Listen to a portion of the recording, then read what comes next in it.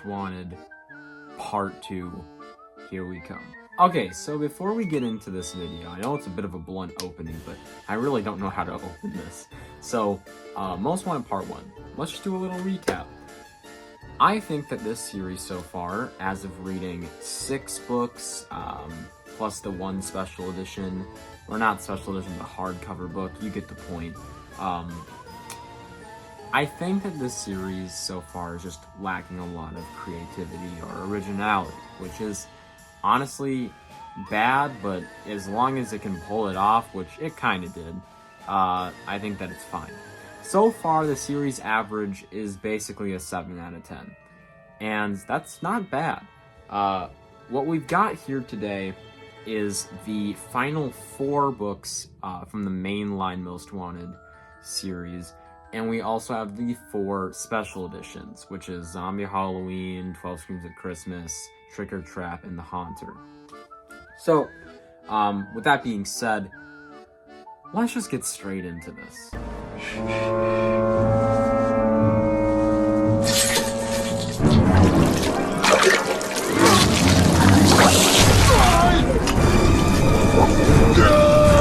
So far, I've read 2 books from the 8 that I'm supposed to cover in this video, and I just want to get this straight out of the way. No joking around, no fucking around. Let's just talk about these 2 books right here. Special Edition 1 and Special Edition 2. Special Edition 1 is called Zombie Halloween. Now, this book was set up for success, alright? Just from the get-go. A zombie story in Goosebumps has never been done before. And if you're gonna say graveyard ghouls, read the fucking book. Editing Bruce here to tell you that there was definitely zombie books before Zombie Halloween. Yeah. It's not like the cover. This is like the cover, without the weird orange sky, although I love how that looks. So, also very, very good artwork. God damn, Brandon Dorman. Anyways, Most Wanted, Special Edition 1. It's the first special edition of the series. Technically the second, but it's the first called the Special Edition. And I gotta say, this is a lot better than the special edition, Jesus Christ, in Horrorland, Weirdo Halloween. I have not read Hall of Horrors yet, but when I get to that, I'll have to see if Dr. Scream is a good book. As of now, this is an interesting one, because I think that this is set up fucking perfectly. I mean, if not perfectly, it's like, it's 9.5, right? And, dude, just everything. I don't even know what to talk about here. It's just so good. Characters, pacing, the story idea, the what do you call that, an epilogue or a prologue? I think it's called a prologue. I'm a little bit dumb. Part 1, 1944. That's what I'm talking about. That shit, oh my god, it's godly. Then you get to the last 30 pages, and it doesn't completely shit the bed, but it's like, it's a little rough. I think that the story kind of goes into a direction that I was really hoping it wouldn't go in, by having a couple weird twists, and also just having a kind of anticlimactic ending to this extremely, like, tension building up kind of book, you know what I mean? Now, what can I say? Does it shit the bed as bad as something like Abominable Snowman? Oh my god, no. But it does get weaker, and it's something to point out. And I think that this is one that I can appreciate a lot. I like it a lot. It's a great book. It could have been better. Go back, maybe spend a little time on the last 30 pages. It feels very rushed. And I think that you would have yourself a fucking almost flawless, if not flawless, book. So, I'm gonna have to give Zombie Halloween, let's just throw it up on the screen, 8 out of 10. Pretty damn good. Just could have been better. I'm still down to reread this. This is not one that I'm gonna be like, oh my god, I have to No. I just think that it's gonna be tainted now because of a kind of subpar ending to this very epic story. So, 8 out of 10. Look, Santa's leaving. Peace be with you all. Next up, we have 12 Screams of Christmas. This book is an interesting one. It's actually one that I don't dislike. I actually respect it quite a bit. But I will say that in comparison to Zombie Halloween, I find it interesting enough as a story. I like this story, which is going to sound really dumb with what I'm about to say, but I just feel like I don't really like reading ghost stories in Goosebumps anymore. And Goosebumps has had a lot of them. I haven't even read some of the ones that came before this. Just not that many, but I haven't read some of them. And I gotta be honest, folks. This is just another kind of ghost story. It's not really a bad one. I'm happy they incorporated a new kind of mood to it with all the Christmas stuff going around. It's very festive. So if you're reading it like this time of year, like I did, August, probably not the best idea, but I put on some Christmas ambience, which kind of got me into the mood. I'm just going to break it down for you. Part 1 is very similar to Part 1 in Zombie Halloween. I mean, these all take place in the same mansion. So this one actually takes place way before, like 1882. Part 1 is very good. It's very well written. It's pretty creepy. And then you get to Part 2. I don't think the Part 2's first half is that bad. The second half is fucking awful. Annoying characters. This character named... Jesus Christ, that's loud. This character named Courtney, who apparently is like this like kind of friend slash enemy, frenemy kind of thing. Apparently she's just being a complete bitch. Her and Kate are just fighting about who's gonna get the role in the play this entire segment. And it ends with them both not being able to get it because they got in a fight. Good idea. So, with that, you have a pretty shit Part 2. Bad writing, kind of annoying, feels almost kind of pointless, especially in the second half of it. It's like, what the fuck am I here for? And then you get to Part 3. This is what lasts the rest of the book. Part 3 is interesting because I think it's decent, but it's nothing to like rave about, if you know what I mean. It's kind of whatever. It's another Goosebumps ghost story. That's where this feeling really starts to fatigue me in this book. I don't know if that's because of the enemy character, or the antagonist characters being kind of dumb. Like, I just don't like how they're written at all. And it's described in a way that's not that creepy, sadly. I really wish there was more detail like there is in Zombie Halloween. And I think that this book would have just been so much better if it was just cut down a little bit. And to be fair, 174 pages might sound like a lot. There's a lot of pages that are like cut in half because like the chapter thing that Goosebumps always does for some reason or another. And it's more like 150, 140. So it's not that freaking long, but it's like, dude,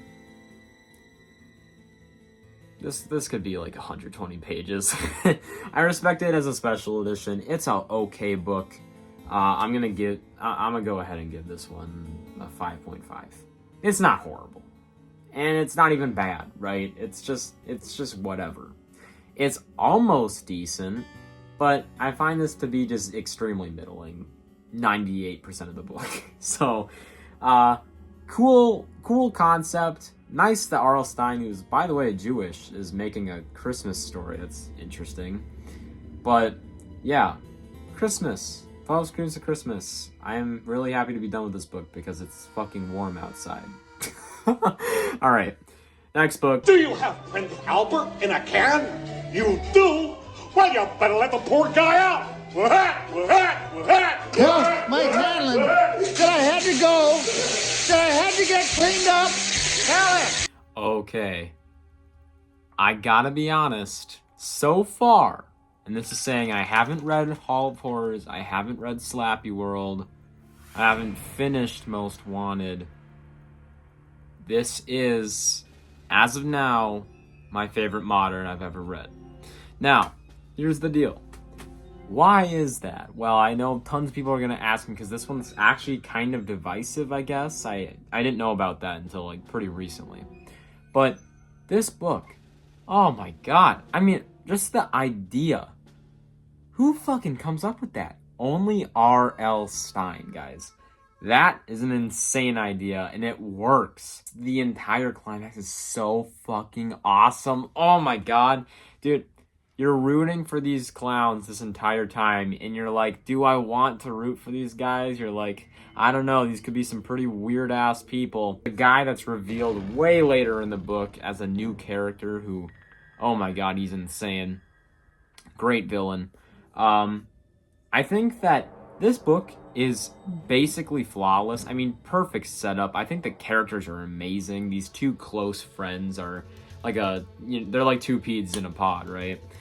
And I like a lot of the stuff that happens in this book. Even if it's a little bit kind of, what's the word? It's like revealed to be kind of like fake, you know? Like some of it, I feel like a lot of this has so much meaning and none of it like makes me mad at all that I don't mind it. And this book is just overall fucking flawless besides basically the ending for me, right? The ending is horrible, but it's Goosebumps and I've just come to expect it by now. Unless it ruins the book, I'm not going to change my score, and this is a good case of that. I am not going to change my score. Folks, another 10 out of 10 from the modern Goosebumps books. Welcome to the club, buddy. One of the best Goosebumps books I have ever read. I'm excited to see what else comes my way in this series, because it seems like it's really picking up in terms of originality. So, amazing book. Please go read this. Oh my god, beautiful cover, beautiful book. This is one of my new favorite Goosebumps books of all time. Do not, under any circumstances, watch this horrible piece of absolute ostrich piss. Have you ever not wanted to talk about a book after reading it because it was so bad? Well, I sure as hell haven't until this. I mean, usually for me, I do want to talk about it because I want to vent my fucking anger towards these books. But this one is a special case.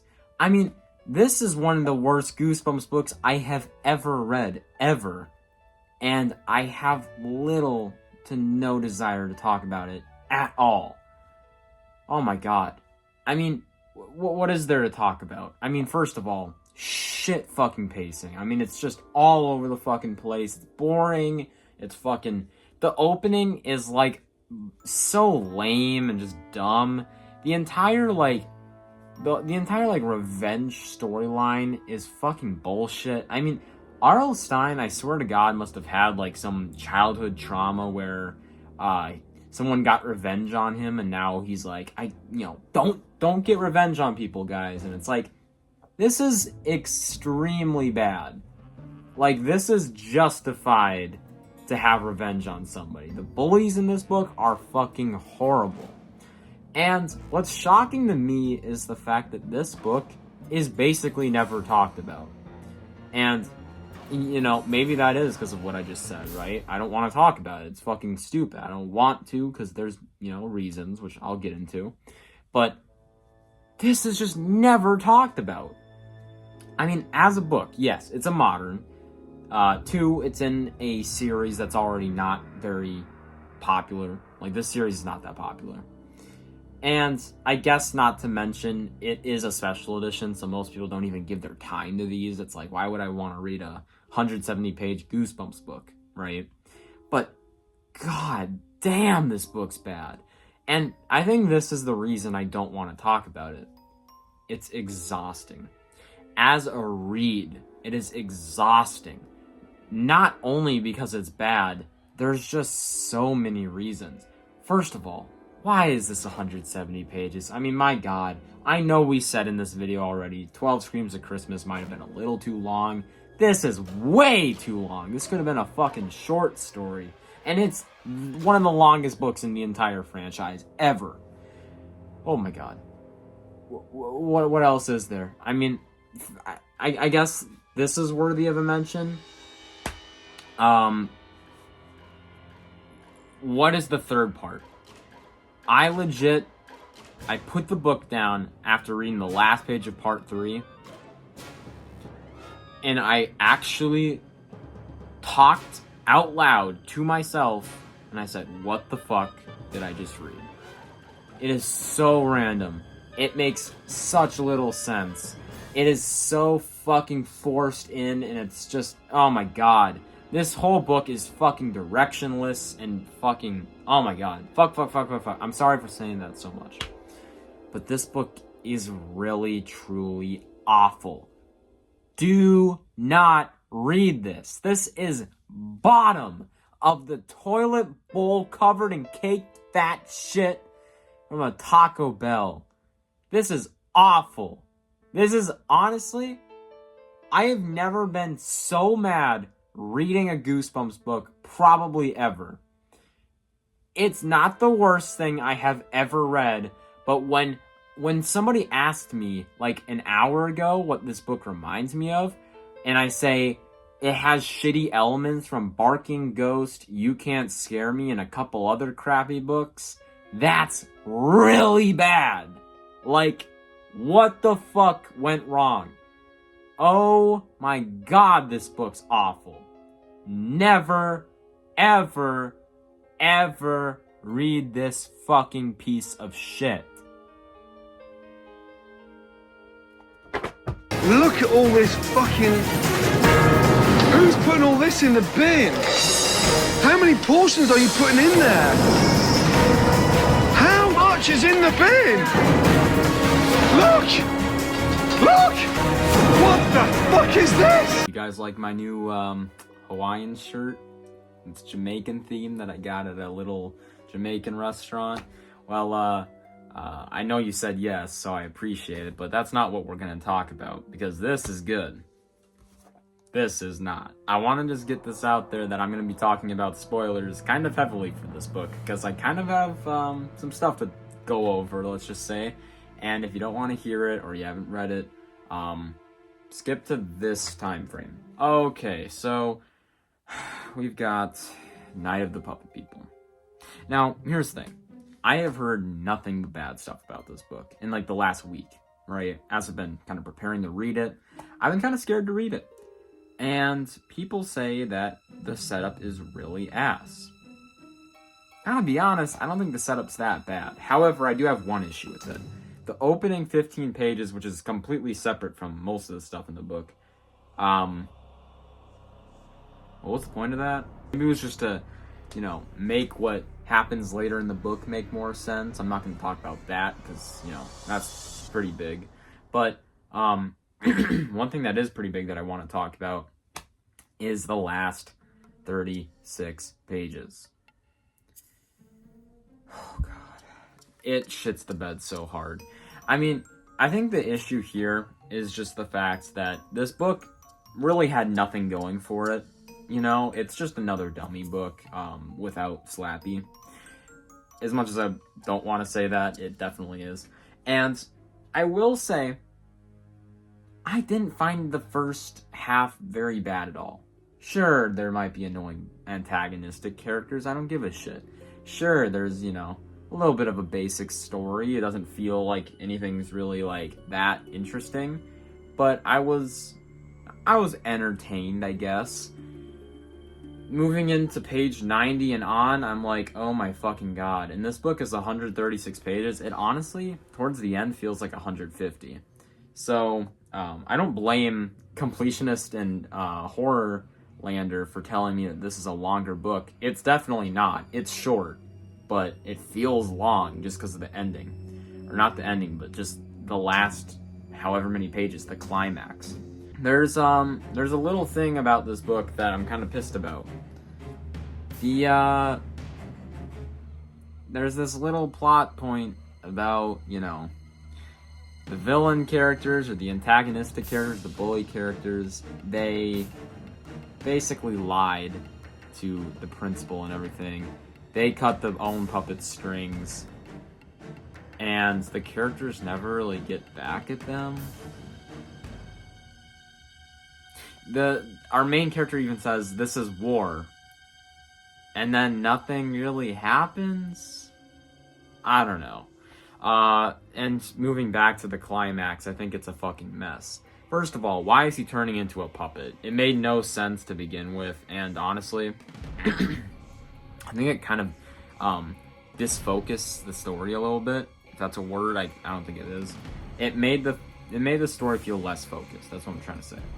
I liked what they were going for most of the book. It felt like just a bland dummy book, honestly.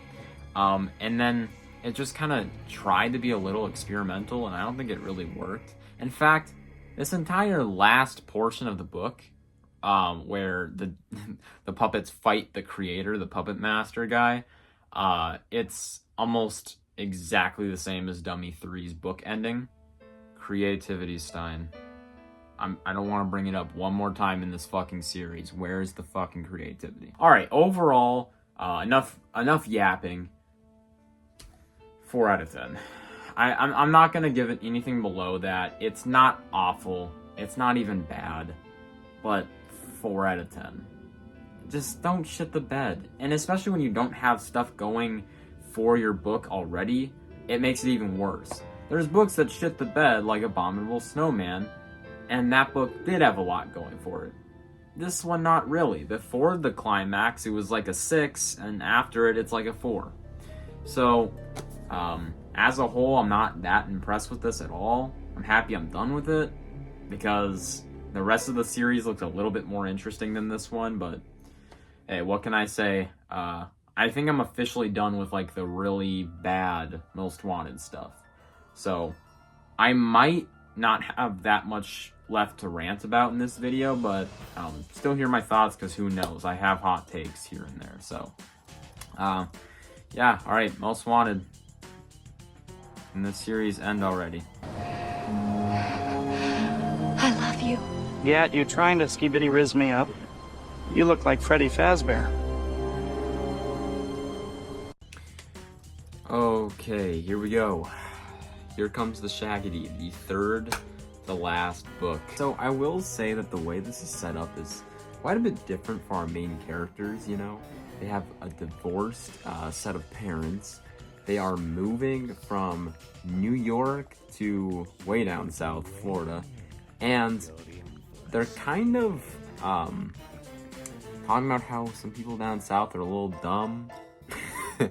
And to further, you know, prove their point, they're put into a school that basically has every single grade, every single age put into one. They don't really elaborate on it, but it happens, and they're barely in the school throughout the entire book. And thank God for that, because I think the best stuff in this book comes from the actual swamp. And the reason why I say that is because, well, there's this big urban legend thing going around, and although I love it, I think a lot of the twists and turns in this book kind of ruin it as time goes on. I mean, you never know what to really expect, which is good, but there's this one part of the book that I was just like, come on, that's the fucking twist. I was like, ugh. Plus, on top of that, it was really unexpected to see another monster that wasn't this guy, as the first one that appears. And then, if that wasn't enough, you have, you know, this kind of weird ending that is kind of in the middle. It's not really a good ending. It's not really a bad ending. It's kind of ambiguous, which I do appreciate, but I don't know what to think of it because, I don't know. I will say this book picks up in the second half. The first half is not that great. So the first 70 pages, I could take or leave them. Or just in general, I feel like we're getting to a point in time where I really don't understand why these books have to be 140 pages, because a lot of them feel like there's a decent amount of padding. Or maybe not padding, but just stuff that's not that necessary, right? Like, I don't need to hear about these kids' first day at school, even though it is important, kind of. It's like, we get it, you know, just get to the point. Especially in a book like this, where I don't feel like this needs, like, a ton of backstory. I don't know what to say. I will say really fast though that this one didn't really impress me because of just how much it's talked about. I've heard a lot of positive reviews, and sadly I just didn't care for it that much. I don't know if there's other people that feel this way, but I'm gonna take a look at Goodreads after I record this and maybe I'll see some people that agree with me. But yeah, 6.5 out of 10. Let it out. Let it out.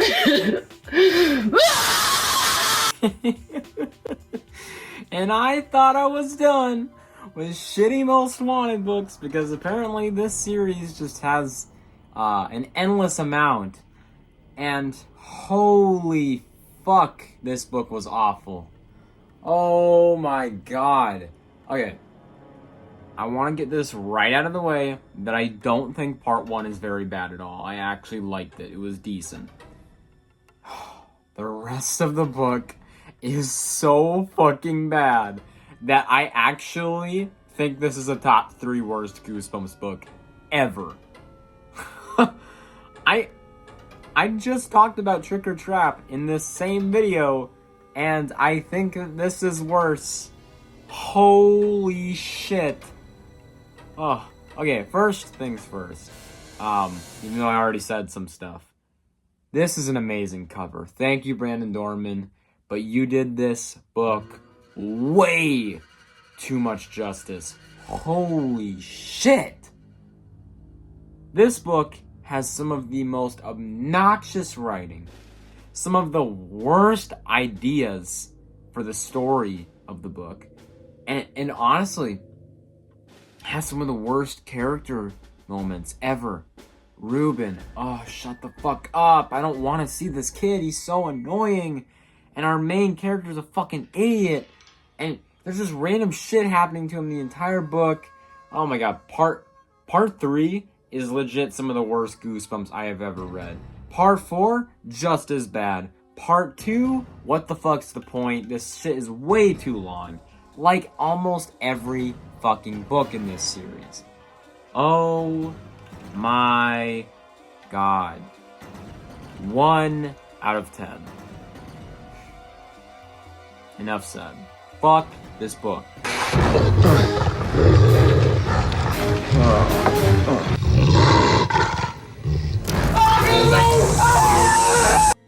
Ladies and fucking gentlemen, today, as of August 18th, at 2 in the morning, I'm officially done with the Most Wanted series.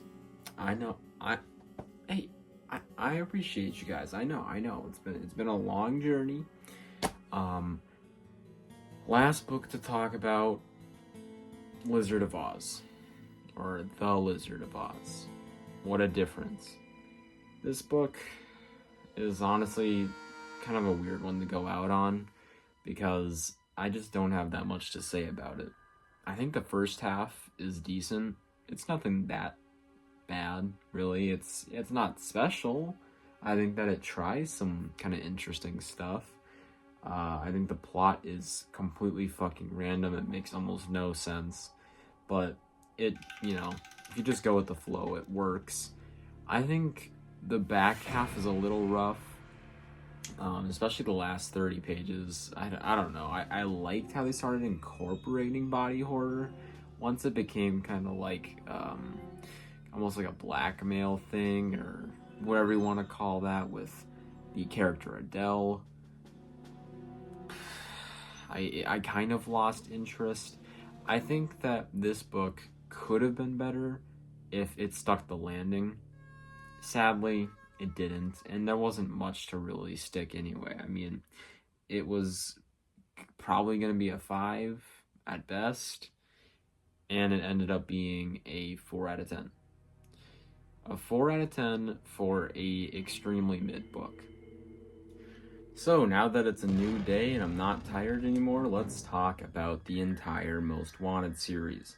This series, to quickly recap, had 10 mainline books, a hardcover / paperback later on, but very big special edition, and 4 special editions.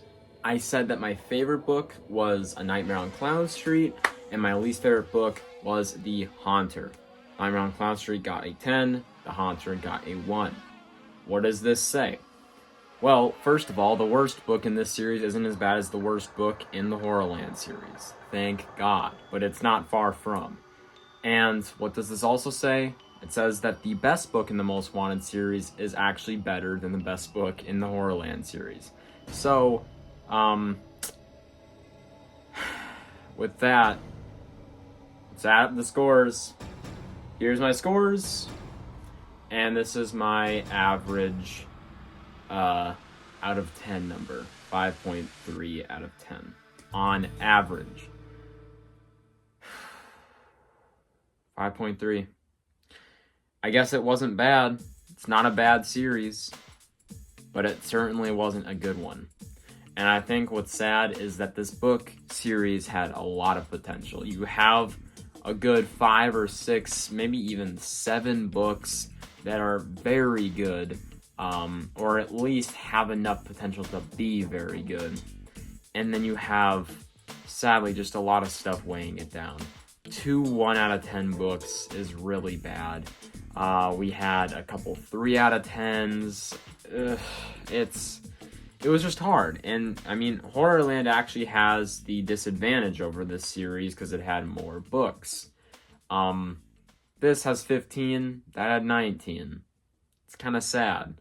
They had, more longer books in this series, but that was actually a big point I wanted to bring up, and I've mentioned it a few times already in this video. I don't like how long these books are. I like kids' horror media to be short and sweet unless it's a movie. So, seeing a 160 or 50 page long book once every couple books is just not fun to read. I mean, whether or not it's good, it doesn't mean I want to. It's a little bit more time consuming.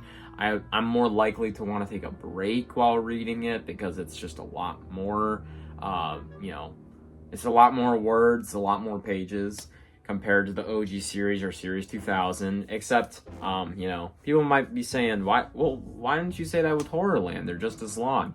Horrorland, you had an entire story plus a Horrorland segment. It made sense why those were long. These don't. And sadly enough, I really wish, I could defend a lot of the longer ones. Folks, the special editions, besides Zombie Halloween, don't give a fuck. And I'm not including Wanted the Haunted Mask. That was a good book, but dude, between 12 Screams, The Haunter, Trick or Trap, oh my god. Other bad books, Planet of the Lawn Gnomes, fucking... There was some bad stuff in this series, dude. And there was a lot of below average stuff, too. So, a 5.3 out of 10 on average, although it is better than Horrorland's point on average, it's not saying much. I mean, this is almost just as bad, but at least there was more standouts here. So, if there's one thing to give this series props for, besides just what it did to the franchise, like we mentioned in part 1, it's probably the fact that this book series actually has 4 or 5 standout books. Horrorland only has, I'm gonna be honest, 3 for me. So, I guess I like this one more, but it's not by much. And I think that this is a great way to conclude the video. I just want to get this put out.